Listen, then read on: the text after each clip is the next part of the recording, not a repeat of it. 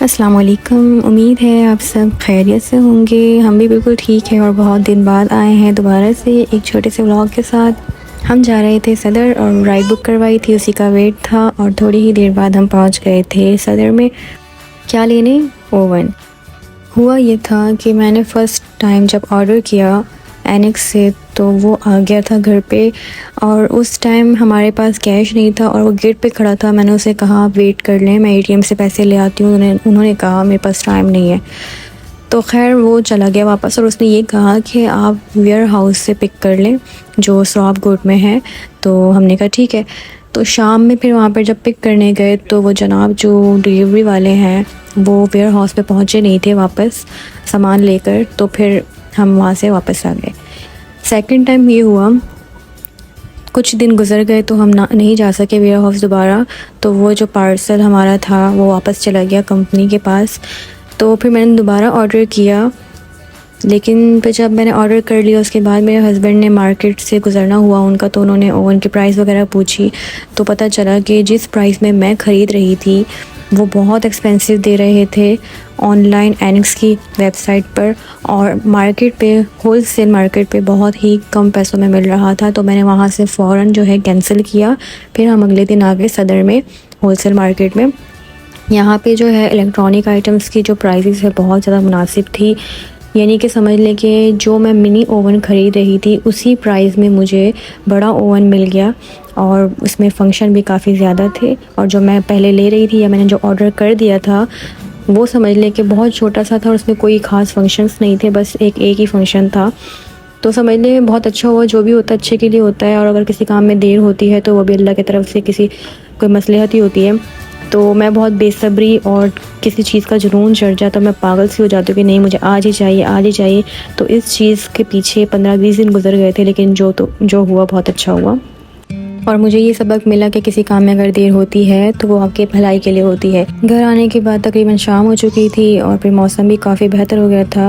मैं गैलरी पर गई तो गैलरी का कुछ ऐसा हाल था, और यहाँ पर ये कबूतर जो है तकरीबन 2-3 दिन से ज़ख्मी पड़ी है।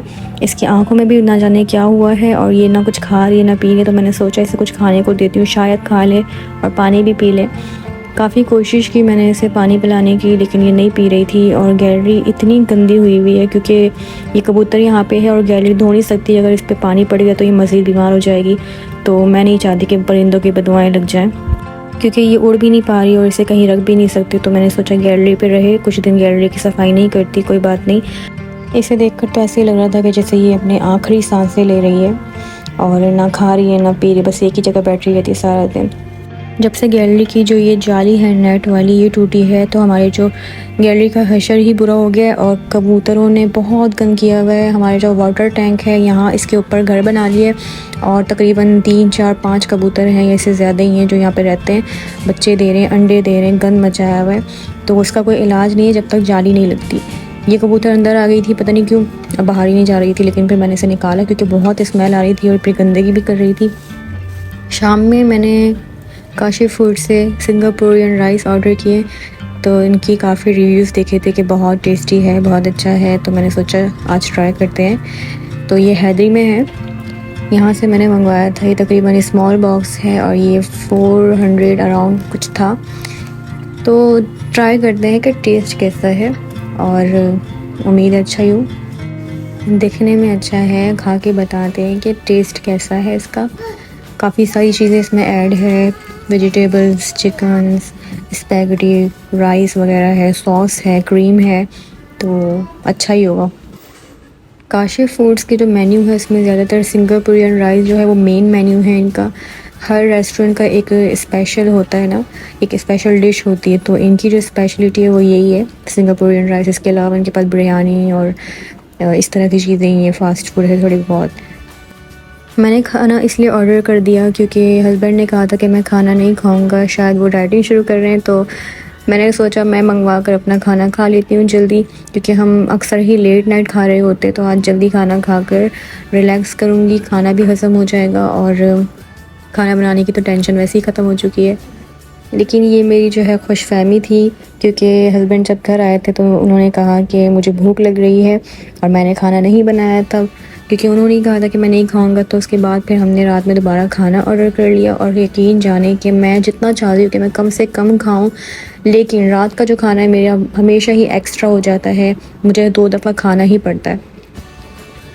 अगर मैं कभी अम्मी क्या चली जाऊँ वहाँ से खाना खा कर आऊँ तो घर आकर मुझे दोबारा खाना पड़ता है। रात के 12 बजे हमने ऑर्डर किया था और ये 1:30 बजे आ रहे हैं, क्योंकि 12 बजे के बाद फूड पांडा राइडर्स वगैरह को जो है ऊपर आना अलाउ नहीं है।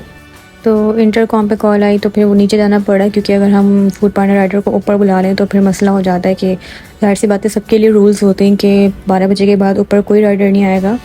1:20 हो चुके थे। एक तरीका हम ये भी करते हैं कि अगर लेट हो जाता है तो हम राइडर को कहते हैं कि लिफ्ट पे रख दो और हमारे फ्लोर का जो है नंबर वो प्रेस कर दो, तो फिर खाना हमारे पास पहुंच जाता है। अगर ऑनलाइन पेमेंट हो और अगर कैश हो तो फिर ज़ाहिर सी बात है आपको नीचे जाना पड़ेगा। तो फिर आज कैश पे था तो दोनों कैफ और उसके बाबा नीचे चले गए थे और ये खाना लेकर आए थे। देखते हैं कि कैसा टेस्ट है। मुझे भूख हालांकि नहीं लगी थी, लेकिन बस खाना पड़ता है।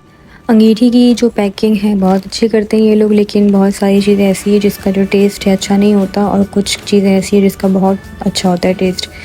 तो आज इन्होंने क्या ऑर्डर किया था, बिरयानी, गार्लिक नान और टिक्का।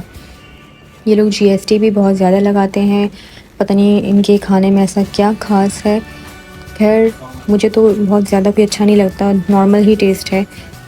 और जो बिरयानी ऑर्डर की थी दिखने में तो बहुत अच्छी है, मटका बिरयानी है और इसके अंदर जो है कोई बोटियां हैं, मतलब ये कोई और बिरयानी है शायद, नाम तो मैंने नहीं देखा कि कौन सा ऑर्डर किया है। लेकिन जब खाया तो बहुत कोई ख़ास टेस्ट नहीं था, बिल्कुल ही नॉर्मल सा टेस्ट था।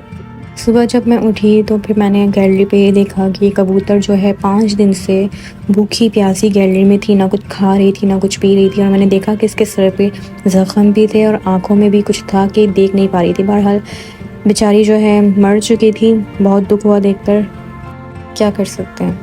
दिन में कोई व्लॉग नहीं बनाया क्योंकि मैं थोड़ी बिजी थी और साथ में मैंने शनिवारी कीमा बनाया था और साथ ही अपना हाथ भी चला लिया था। समझ में नहीं आता कि दिमाग मेरा कहाँ होता है, मैं चीज़ें इतनी भूल जाती हूँ। अगर कोई चीज़ गर्म है, अभी भी मैंने चूल्हे से कोई चीज़ उतारी है और मैं अगले ही पर भूल जाती हूँ कि ये गर्म था।